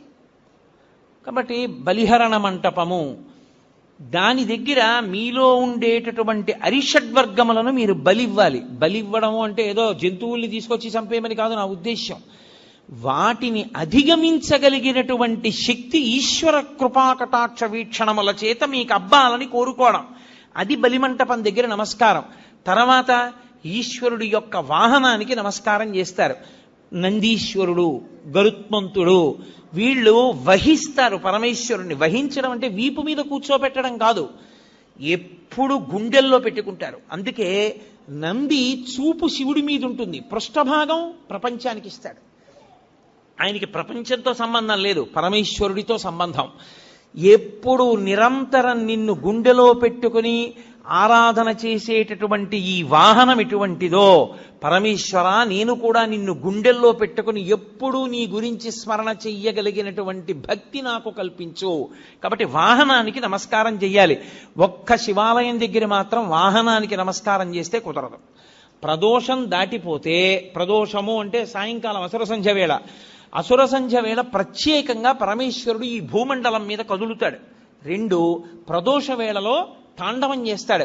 దేవతలందరూ శివాలయం దగ్గరికి ఎడతారు. అందుకే ప్రదోష వేళలో ఒక్క శివాలయానికే దర్శనం. 2 నరసింహస్వామి దర్శనం చెయ్యవచ్చు, దోషం లేదు. కాబట్టి మహానుభావుడైనటువంటి పరమేశ్వరుడి యొక్క దర్శనానికి వెళ్ళేటప్పుడు మీరు ఆ వాహనం దగ్గరికి వెళ్ళి, నువ్వు ఎలా భగవంతుణ్ణి గుండెల్లో పెట్టుకుని మోస్తున్నావో అలా నేను కూడా మోయగలిగిన శక్తినియ్యి అని అడగాలి. విష్ణు ఆలయంలో గరుత్మంతుడికి నమస్కారం చేసి వెళ్ళిపోతాం. ఒక్క శివాలయంలో మాత్రం ఒక నియమం ఉంటుంది. పగటి పూట అంత శివలింగం ఒక్కటే ఉంటుంది దర్శనానికి యోగ్యంగా. సాయంకాలం అయిపోతే సాధారణంగా కవచం పెట్టేస్తారు. కవచము అంటే రూపాన్ని పెట్టేస్తారు. ఇగో ఈ వెనకాతల ఉన్న రూపం ఎలా ఉంటుందో అటువంటి దాన్ని శివలింగానికి తొడిగేస్తారు. ఒకసారి కాని శివలింగానికి కవచం తొడిగారా, ఇక మీరు నంది యొక్క శృంగముల నుండి చూడకూడదు. అలా కాని కవచం తొడిగి లేదా, మీరు తిన్నగా నిలబడి శివలింగాన్ని చూడకూడదు. అప్పుడు చూసేటప్పుడు మాత్రం మీకు అదృష్టం పండిందని గుర్తు. కవచం పెట్టకముందు మీరు శివాలయంలోకి వెళ్ళారంటే మీ భాగ్యం పండిందని గుర్తు. ఎందుకో తెలుసా? ఈ సమస్త ప్రపంచమునందు కేళి చేసే శివస్వరూపం దర్శనం అవ్వాలంటే నందీశ్వరుడికి ఆయన ఇలా ఉంటే మీకు ఎడం పక్కన నంది ఉండేటట్టుగా వచ్చి మీ ఎడం చేత్తో ఆయన యొక్క పృష్ఠభాగంలో అవయవాన్ని ఒక్క లిప్తకాలం పట్టుకోవాలి. కుడి చేతి బొటన వేలు చూపుడు వేలు శృంగముల మీద ఉంచాలి. ఉంచి వృషస్య వృషణం స్పృష్ట్వా శృంగమధ్యే శివాలయం దృష్ట్వా క్షణం నరోయాతి కైలాసే శివదర్శనం ఇలా పెట్టి తర్వాత ఎడం చేత్తో పట్టుకుని ఒక్కసారి ఇలా నొక్కి వదిలేయాలి. అలా నొక్కి వదిలినప్పుడు ఆయన ఊపిరి అని ఆగుతుంది. ఆయన ఊపిరిలో సయ్యాటలాడుతుంటాడు ఊయలలో శివుడు. ఆ ఊయల ఆగుతుంది. ఆగినప్పుడు ఆ శివలింగాన్ని ఒక్కసారి చూసిన వారెవరో వాడు కైలాసమునకు వెళ్ళి పరమేశ్వర దర్శనం చేశాడని వేస్తారు ఖాతాలో. అది శైవాగం. కైలాసే శివం దృష్ట్యా కైలాసమునందు పరమశివ దర్శనం చేశాడు. కవచం పెట్టేశారనుకోండి ఇక చూడకూడదు. అలాగా నిర్మాల్యాన్ని శివాలయంలో ఎప్పుడూ నందీశ్వరుడి మీద విసర్జించరాదు. మహాదోషం. నందీశ్వరుడి మీద మీరు శివాలయంలో ప్రసాదాన్ని పెట్టకూడదు. మారేడు దళాలు కానీ పువ్వులు కానీ మీకు ఇచ్చిన వాటి మీద కానీ నంది మీద పెడితే అనేక రకములైన పాపములు మిమ్మల్ని చుట్టుకుంటాయి. ఎందుకో తెలుసా? శివాలయంలో ప్రసాదాన్ని శివాలయంలో వదిలిపెట్టి మీరు వెళ్ళకూడదు. ప్రసాదం అంటే అనుగ్రహం, మీరు తీసుకెళ్ళాలి. కానీ ఎలా తీసుకెళ్లాలన్న దానికి మాత్రం నియమం ఉంది. శంకరాచార్యుల వారు సౌందర్యలహరి చేస్తూ చెప్తారు, నివృత్యై చండాంశ త్రిపురహర నిర్మాల్య విముఖై అంటారు. చండీశ్వరుడు మనలాగే మనుష్యుడిగా పుట్టాడు. అపారమైన శివభక్తితో శివ కుటుంబంలో ఒకడయ్యాడు. అయి ఆయనకి పరమశివుడు వరం ఇచ్చాడు. లోకంలో ఎవరికైనా సరే నియమం ఒకటి ఉంటుంది. వారి యొక్క ఉచ్ఛిష్టాన్ని వారి యొక్క శేషాన్ని తినేటటువంటి అధికారం ఎవరిది అంటే భార్యది. మంచినీళ్లు తాగగా ఇంకా నీళ్లు మిగిలితే ఆ గ్లాసు తీసేటటువంటి అధికారము భార్యది. తన విస్తట్లో భోజనం చేసిన తర్వాత మిగిలిన పదార్థాన్ని తినడానికి అధికారం ఉన్నది భార్యయే. ఇతరులకు ఎవ్వరికీ అధికారం లేదు. అలా ఒక్క భార్య తినాలి. పరమశివుడు లోకమునకు మొట్టమొదటి మహానుభావుడు అయినా కూడా ఆయన చండీశ్వరుడికి ఒక వరం ఇచ్చాడు. నేను తినగా మిగిలినదేదో అది పార్వతి కూడా ముట్టడానికి వీల్లేదు, నువ్వు తింటావు. కాబట్టి నివృత్యై చండాంశ త్రిపురహర నిర్మాల్య విముఖై. అందుకే మీరు శివాలయంలో కొబ్బరికాయ ఇచ్చారనుకోండి, కొట్టి మీకు ఇచ్చారనుకోండి, మీరు దాన్ని ప్రీతితో చూడకూడదు. దాన్ని అలా చేత్తో పట్టుకుని మారేడు దళాలు చండీశ్వరుడి దగ్గరికి వెళ్ళాలి. చండీశ్వర స్థానంలో ఆయన ఎప్పుడు ధ్యానముద్ర యందు కూర్చుని ఉంటాడు. దురదృష్టం ఏంటంటే చండీశ్వర స్థానం మీద ఏ శివాలయంలోనూ శ్రద్ధ ఉండదు. మీరు చూడండి, ఎప్పుడైనా ఏ శివాలయంలోనైనా ఎండిపోయి వెలవెలబోతున్నట్టు ఉంటాడు. అసలు శివాలయంలో 8వ శివస్వరూపం అది. అంత జాగ్రత్తగా ఉంచాలి దాన్ని. అక్కడికి వెళ్ళి మీరు చిటిక వెయ్యాలి. చిటికల చండీశ్వరుడు అంటారు. ఆయనకి చెవుడు కాదు, ఆయన ధ్యానమనందు ఉంటాడు. ఆయన కళ్ళు విప్పుతాడు.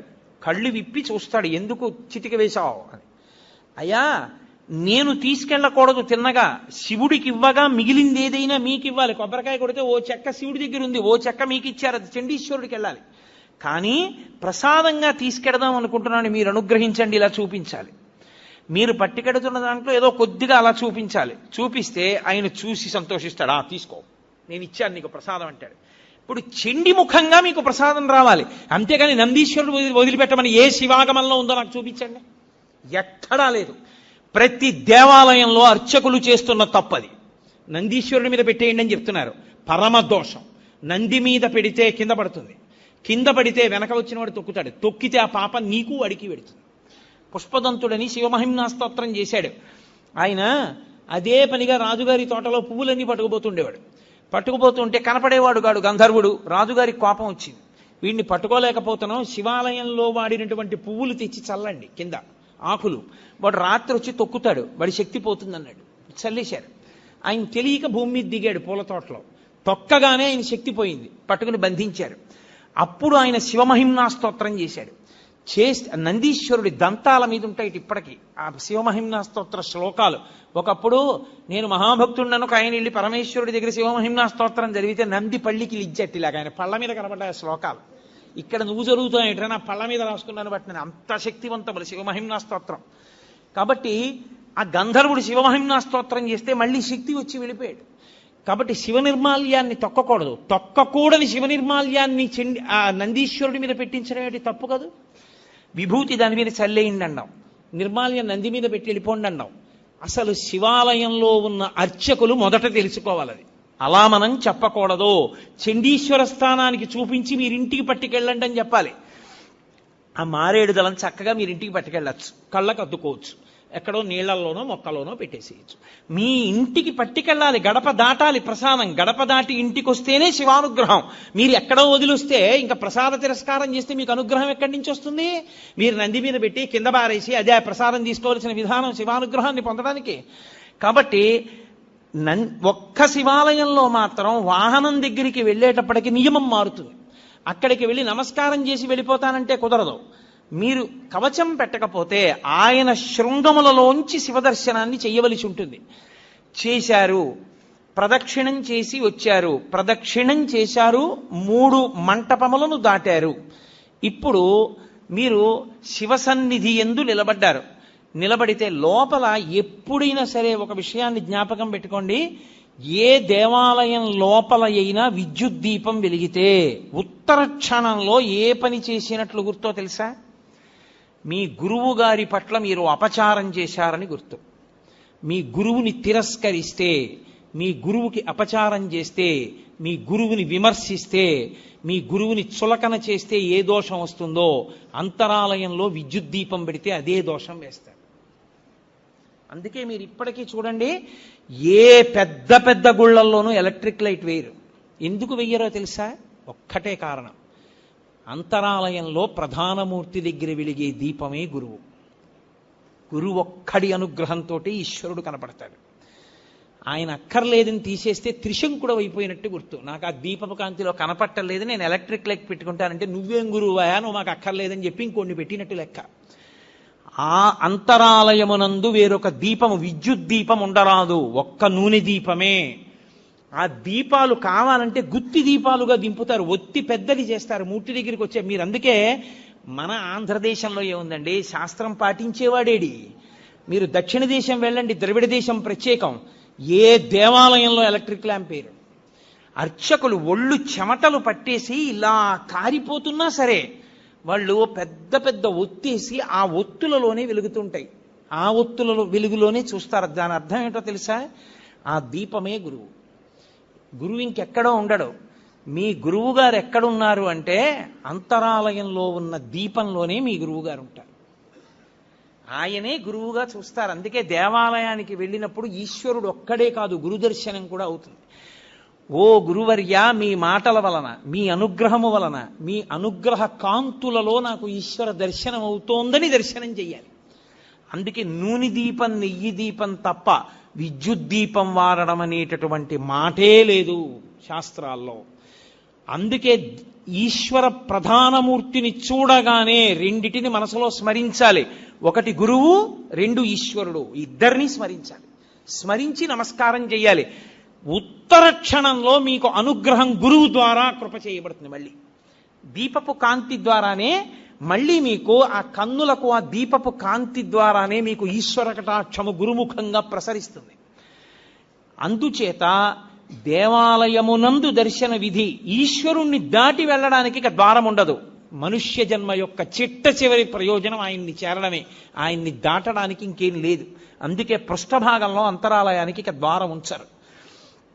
అంతరాలయంలో ఉన్న పరమేశ్వరుడికి సమర్పణం చేసినప్పుడు ముచిక నుంచి తనంత తాను విడినవి ఇవ్వాలి. ఏవవి? పళ్ళు. కాయ ఇవ్వకూడదు దేవాలయంలో. ఎందుచేత అంటే ఈశ్వరుణ్ణి ఎప్పుడు అడిగినా పండిపోవడం ఒక్కటే అడగాలి. ఈశ్వరుడు మీకు ఫలప్రదాత, మీకాయన ఫలం ఇవ్వడానికి మీరు ఆయనకి ఫలం ఇవ్వాలి. ఆయనకి కాయలు ఇవ్వడం దోషం, ఆయనకి ఫలాలు ఇవ్వాలి. కాయలు ఎవరికి ఇవ్వాలి? అర్చకుడికి ఇవ్వాలి. మీ ఇంట్లో అరటి చెట్టు కాసిందనుకోండి, 4 అరటికాయలు అర్చక స్వామికి ఇవ్వాలి, 4 అరటి పళ్ళు ఈశ్వరుడికి ఇవ్వాలి. 2 అగరత్తులు ఇవ్వండి, 3 కర్పూరం బిళ్ళలు ఇవ్వండి, 4 తమలపాకులు ఇవ్వండి, 2 వక్కలు ఇవ్వండి, అథవా ఓ బెల్లంగడ్డ తెచ్చి ఇవ్వండి. తప్ప కాయలు పట్టుకొని దేవాలయ ప్రవేశము చేయరాదు. నేను యథార్థంగా మీకు ఆగమంలో ఉన్న విషయాలు మాట్లాడుతున్నాను. అలా ఎవరు వెళ్ళి దేవాలయానికి నమస్కారం చేసుకుని బయటికి వచ్చి ఒక్క క్షణం కూర్చోవాలి. కూర్చుని మీరు ఏం చూశారో దాన్ని స్మరించాలి. మిగిలినవన్నీ ఎలా ఉన్నా తప్పకుండా దేవాలయంలోంచి బయటికి వచ్చేసేటప్పుడు మనసులో ఒకటి నిలబడాలి. ఆ పక్కన వేలాడుతున్నటువంటి దీపంలో పక్కకి ఉన్న పెద్ద ఒత్తి దాని వెలుతురు, ఆ వెలుతురులో ఈశ్వరుడు చూడాలి. ముందు గుత్తి దీపం, ఒత్తికున్న జ్వాలలో ఈశ్వరుడు. ఇప్పుడు గురువుగారి పాదములు, గురువుగారి అనుగ్రహముగా ఈశ్వరుడు. మీరు సర్వశ్రేయస్సులు పొందేస్తారు. కళ్ళు మూసుకుని ఆ దర్శనం చేసి బయటికి రావాలి. అది ఏ గురువు అనుగ్రహంతో గుడివేపుకి నడిచారో ఆ గురువు అనుగ్రహంతో ఈశ్వర దర్శనం చేసి కృతజ్ఞత చెప్పి పైకొచ్చినట్టు. కాబట్టి ఒక దేవాలయ దర్శన విధి ఈశ్వర దర్శనమునందు తెలిసి చేయి, తెలియక చేయి. నువ్వు వెళ్ళేటప్పుడు శివాలయంలో ప్రదక్షిణం చేస్తూ మెల్లగా ఓం తత్పురుషముఖాయ నమః, ఓం అఘోరముఖాయ నమః, ఓం సద్యోజాతముఖాయ నమః, ఓం వామదేవముఖాయ నమః, ఓం ఈశానముఖాయ నమః అని 5 ముఖాలకి నమస్కరించి నువ్వు చక్కగా మౌనంగా ఆ చండీశ్వరుడికి చూపించి ప్రసాదం పట్టుకుని ఇంటికి వస్తే పరిపూర్ణమైనటువంటి శివానుగ్రహాన్ని నువ్వు పొందుతావు. ఆ శివానుగ్రహము వలన నీవు సాధించుకోలేనిదన్నది ఇంకా లేదు లోకంలో. ఏదైనా సరే నువ్వు పొందగలవు. చిట్ట చివరికి సరే, నాకు అది సభాముఖంగా చెప్పడం ఇష్టం లేదు, కానీ తరువుకొస్తున్న మృత్యువుని కూడా వాయిదా వేయించడానికి శివాగమంలో మార్గం చెప్పారు. అన్ని వేళలా నేను దాన్ని వాడుకోమని చెప్పను, కానీ తరువుకొచ్చేస్తున్న మృత్యువుని కొద్ది కాలం వాయిదా వేయాలంటే సుశిక్షితంగా ఉంటే ఆ శివాలయంలో ఒక అభిషేకం చేసి వాయిదా వేయచ్చు. శివాగమని చెప్పింది. ఖచ్చితం, మేం చెప్తున్నాం ఇదే మార్గం, ఇది తప్ప వినా మార్గము లేదని చెప్పేసింది. అంత శక్తివంతము శివాలయం అంటే. ఆ శివారాధన చేసి చేసి చేసి చేసి చేసి శివస్వరూపులైపోతారు. అయిపోయి వారి చేత్తో ఒక పండిస్తే, వారి నోటితో ఒక మాట అంటే, అందున శివతత్వం ఎరిగిన వాడు అభిషేకం చేశాడనుకోండి, ఆ తీర్థానికి ఉండే శక్తి అపారము. ఎందుకో తెలుసా? నా రుద్రో రుద్రమర్చయేత్. రుద్రుడు కాని వాడు రుద్రుడిని అభిషేకం చెయ్యకూడదు. శివతత్వము పరిపూర్ణముగా తెలుసున్నవాడు రమించిపోతూ శివాభిషేకం చేశాడనుకోండి, ఆ అభిషేక తీర్థమునందు శివశక్తి పరిపూర్ణంగా పట్టుకుంటుంది. తజ్జలాన్ అని ఈశ్వరుడికి పేరు. ఆ అభిషేక తీర్థమును నువ్వు పుచ్చుకోవడం అంటే సాక్షాత్ శివానుగ్రహము నీలోకి ప్రవేశించుటయే. అందుకే శివభక్తి తత్పరుడైన వాడు చేసిన అభిషేక తీర్థం, శివాలయంలో అర్చక స్వామి చేసినటువంటి అభిషేక తీర్థం, ఒకటిది భక్తి, వేరొకరిది దీక్ష వలన వచ్చిన శక్తి. ఈ రెండిటిది ఒకటే స్థాయి. అందుకే అభిషేక నాకు తెలిసి గోపాలకృష్ణ గారికి తెలుసు, నేను పేర్లు ఎందుకు చెప్పాలి. ఈ రాష్ట్రంలో ఒకానొక విభాగానికి అంతటికీ హెడ్ చేశాడు ఒక చీఫ్ ఇంజనీర్. ఆ రోజుల్లో ఉన్న ముఖ్యమంత్రి గారు ఆయన్ని సెలవులో వెళ్ళొద్దన్నాడు. నువ్వు సెలవులో పెడితే నీ ప్లేస్లో ఎవరినో వెయ్యాలయా, వాడు ఫైళ్ళు ఎలా డిస్పోజ్ చేస్తాడో నాకు భయం, నువ్వు జ్వరంతో ఉంటే ఇంటి దగ్గర ఉండి సంతకాలు పెట్టు, ముఖ్యమైన ఫైళ్లు చూసన్నారు. ఆయన ఇంటి దగ్గర ఉండి వైద్యం చేయించుకున్నారు. 104 జ్వరం, నెల్లాళ్ళైంది, తగ్గలేదు. ఒక గొప్ప శివభక్తుడు, ఆయన పరమభక్తితో ప్రతిరోజు అభిషేకం చేసుకుంటారు. ఆయన దగ్గరికి వెళ్ళి అడిగారు. ఆయన అన్నారు, అన్ని మందులు మాని నా ఇంట కూర్చుని 42 రోజులు ప్రతిరోజు నేను అభిషేకం పూర్తయ్యేటప్పటికి తీర్థం పుచ్చుకోగలవా అని అడిగారు. పుచ్చుకుంటానన్నారు. 42 రోజులు పుచ్చుకున్నాడు. ఆయన పూర్తి ఆరోగ్యాన్ని పొంది మళ్ళీ డ్యూటీకి జాయిన్ అయ్యాడు. ఇప్పటికే ఆయన ఉన్నాడు చక్కగా,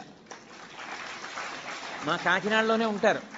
కాబట్టి శివాభిషేకమునందు శివతత్వమును జీర్ణం చేసుకున్న వ్యక్తి పరమ భక్తితో అభిషేకం చేస్తే ఆ శివలింగానికి తగిలి కింద పడుతున్నటువంటి నీటి యందు శివతత్వము ప్రవేశించి విశేష శక్తిని పొందుతుంది.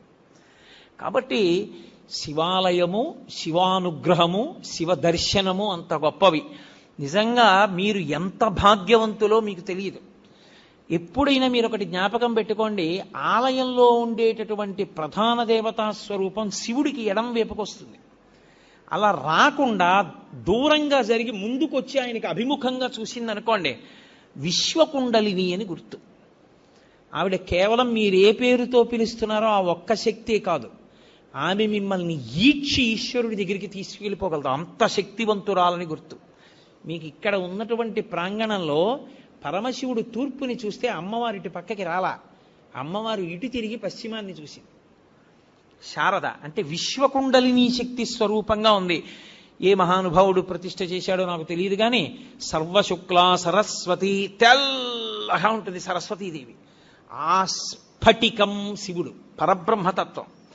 స్ఫటికం దానికి ఏ రంగు ఉండదు, మీరు ఎర్ర పువ్వు పెడితే ఎర్రగా కనపడుతుంది. అసలు ఆయన నిర్గుణుడు, ఆయన తప్ప వేరొకటి లేదు. విశ్వము ఆయన యందు ఆరోపింపబడింది. ఆ శివస్వరూపం ఈ శారదాస్వరూపం ఒకటే. అందుకే వెనక్కి శారదని జరిపారు. ఈ దేవాలయంలో మీరు చేసుకున్న అదృష్టం అత్యద్భుతం ఏమిటో తెలుసా? నవగ్రహ దేవాలయం. నేను మీతో యథార్థం చెప్తున్నా, ఇప్పటి వరకు నేను ఒక్క చిత్తూరు అవతల ఉన్న నవగ్రహ దేవాలయం తప్ప అక్కడ ఉన్న దేవాలయం దీనికన్నా గొప్పది. ఎందుచేత అంటే అక్కడ చెట్టు కూడా ఉంది. ఏ గ్రహానికి ఏ చెట్టు ఉండాలో ఆ చెట్టు కూడా ఉంది అక్కడ. ఇక్కడదొక్కటే లేదు. కానీ శివాలయానికి రామాలయానికి వెనక్కి జరిగింది, అసలు అది గొప్ప. ఇక్కడ ఎంతమంది మహానుభావులు ప్రతిష్టలు చేశారో నాకు స్ఫురణలో లేదు, కానీ అది చాలా గొప్ప. ఎందుకంటే గ్రహానికి ఈశ్వరుడితో సమాన స్థాయి లేదు. 2 అడుగులు వెనక్కి నడిపించారు. నడిపించి ప్రతి గ్రహం మీద గ్రహానికి సంబంధించినటువంటి గుర్తు, గ్రహానికి సంబంధించిన విశేషం పైన కనపడేటట్టుగా పెట్టి ఆంతరం పెట్టారు. ఎందుకంటే నవగ్రహాలకి లోపలికి వెళ్ళి ప్రదక్షిణం చేస్తే ఇంట్లోకి వెళ్ళకూడదు, కాళ్ళు కడుక్కుని వెళ్ళాలి. అందుకని బయట ఓ ఆంతరం పెట్టి లోపల ఒక ఆంతరం పెట్టారు. గ్రహ ఫలితాలు పొందాలనుకున్న వాళ్ళు లోపలికి ఎడతారు. ప్రదక్షిణంగా వెళ్ళిపోదాం అనుకున్నవాడు ఇంటికి వెళ్ళి కాళ్ళు కడుక్కోలేక్కర్లేదు, వెళ్ళిపోవచ్చు. వెళ్ళిపోవడానికి వీలుగా పెట్టారు. అన్నిటికన్నా గొప్పదేదో తెలుసా? శివాలయం విష్ణువాలయం యొక్క నీడ ఒక్క చోట పడేటట్టుగా ఉండి ప్రదక్షిణం చేస్తే వాడు సాక్షాత్తుగా కాశీ క్షేత్రం లాంటి క్షేత్రాల్లో ప్రదక్షిణం చేయడంతో సమానం. 2 నీడలు పడాలి. మాకు కాకినాడలో ఉన్నాయి అలా 2 దేవాలయాలు. ఇక్కడ విష్ణు స్వరూపం రామచంద్ర ప్రభు, రామచంద్ర ప్రభువు యొక్క ఆలయం, ఆ పక్కన శివాలయం 2 ఉన్నాయి. రెండిటి మధ్యలోంచి ప్రదక్షిణం చేస్తారు. శివదర్శనం చేసి రామదర్శనం చెయ్యాలి. అంత గొప్ప అమరిక. అసలు ఆ కళ్యాణ మంటపం ఒక అద్భుతం. ఆ కళ్యాణ మంటపం మీద 27 నక్షత్రాల యొక్క గుర్తులు. అవి నిజంగా మీరు చూస్తే ధన్యులు. మీ పిల్లలకి చూపిస్తే ఎందుకో తెలుసా? మృగశీర్ష నక్షత్రం ఆకాశంలో ఎలా ప్రకాశిస్తుందో, హస్తా నక్షత్రం ఎలా ప్రకాశిస్తుందో భాద్రపద మాసంలో, అవన్నీ నక్షత్ర శాస్త్రం చదువుతుంటే అబ్బా అలా ఉంటుందా నక్షత్రం ఆకాశంలో అనుకుంటాం. అవి ఎలా ఉంటాయని చెప్పబడిందో 27 నక్షత్రాలు అలాగే చెక్కారు అక్కడ. నేను ఒకరోజు 2 గంటల చుట్టూ తిరిగి చూశాను. 27 నక్షత్రాలని యథాతథంగా అలా పెట్టారు. పెట్టి 27 నక్షత్రాల్లోంచి 12 రాసుల్ని తీసుకొచ్చారు. 12 రాసుల కింద కళ్యాణ మంటపం తీసుకొచ్చారు. నేను పొద్దున్నే అడిగా, ఇక్కడ కళ్యాణం చేస్తారా అని అడిగా. ఆ కింద కళ్యాణం జరుగుతుండగా చూస్తే సమస్త గ్రహదోషములు తిరిగిపోతాయి. అసలు ఆంధ్రదేశంలో అపూర్వమైనటువంటి దేవాలయ సమ్మేళనాల్లో ఈ ప్రాంతం ఒకటి. అందుకే నేను గుంటూరు రావడం అంటే అంత సంతోషంగా వస్తాను. దీన్ని హరిప్రసాద్ గారు కాదు, మీ అందరూ కూడా నడుం కట్టి పరిరక్షించుకోవాలి. చక్కగా ఈ దేవాలయంలో ఉన్న శక్తిని మీ అందరూ కూడా అనుభవించాలి. అనుభవించి దేవతల యొక్క అనుగ్రహాన్ని పరిపూర్ణంగా మీరు పొందగలగాలి. అంత గొప్ప క్షేత్రం, అంత గొప్ప వైశిష్ట్యం కలిగినటువంటి స్థానములు. అటువంటి బిల్వవృక్షం వెనక మేడి చెట్టు, గోశాల, ఇన్ని ఏకకాలంలో ఉన్న దేవాలయం ఎక్కడుంది? అసలు యథార్థానికి నాకు ఇక్కడ వసతి గృహంలో ఉండడాన్ని ఎంతో ఇష్టపడేవాడిని. కారణాంతరముల చేత నాకు కొన్ని చికాకులు కలిగి నేను ఇక్కడి నుంచి వెళ్ళిపోయాను, వేరొక చోట ఉంటున్నాను తప్ప. యథార్థానికి నాకు ఇప్పటికీ మనసులో ఇక్కడ ఉండడమే ఇష్టం. ఎందుకంటే లేచి నాకు ఆ శిఖరాలు చూడడం, ఆ దేవాలయాల పైన ఉండేటటువంటి ఆ కలశలు చూడడం, ఈ ప్రాంగణంలోకి రావడం, శంకరాచార్యుల వారి గుళ్ళోకి ఉత్తరీయం లేకుండా వెళ్ళి ప్రణిపాతం చేయడం నాకు ఎంత ప్రీతిపాత్రములో. కానీ వేరు కారణముల చేత ఇంకొక చోట ఉండి ఇక్కడికి రావలసి వస్తోంది నేను. కాబట్టి అంత గొప్ప ప్రాంగణం ఇది. దొరకమంటే దొరికేది కాదు. నిజంగా శృంగగిరికి పీఠాధిపత్యం వహించినటువంటి మహాపురుషులు అపారమైనటువంటి కారుణ్య దృష్టిని కురిపించారు. చిత్రం ఏమిటంటే కంచికామకోటి పీఠాధిపతులు కూడా ఇక్కడ ప్రతిష్ఠ చేశారు. నవగ్రహాలు అండి అయింది, నవగ్రహాల దేవాలయం. కాబట్టి కామకోటి, శృంగేరి రెండు పీఠాధిపతులు కలిపి నిర్మాణం చేసినటువంటి దేవాలయాల యొక్క సమ్మేళనం ఉంది ఇక్కడ.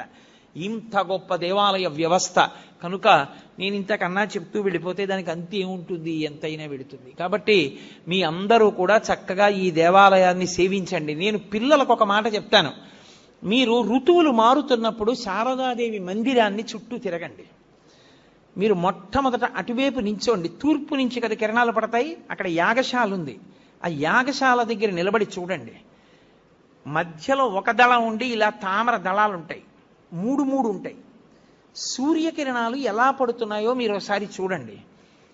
ఒక్కొక్క చోట 3 రేకులు ఉన్నాయి.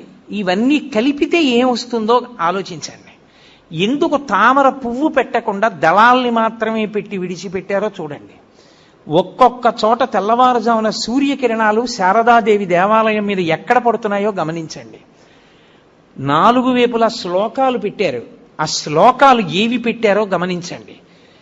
ఎంత దూరదృష్టితో, ఎంత అద్భుతమైనటువంటి సంపదని మీకు ఇక్కడ ఏర్పాటు చేశారో మీరు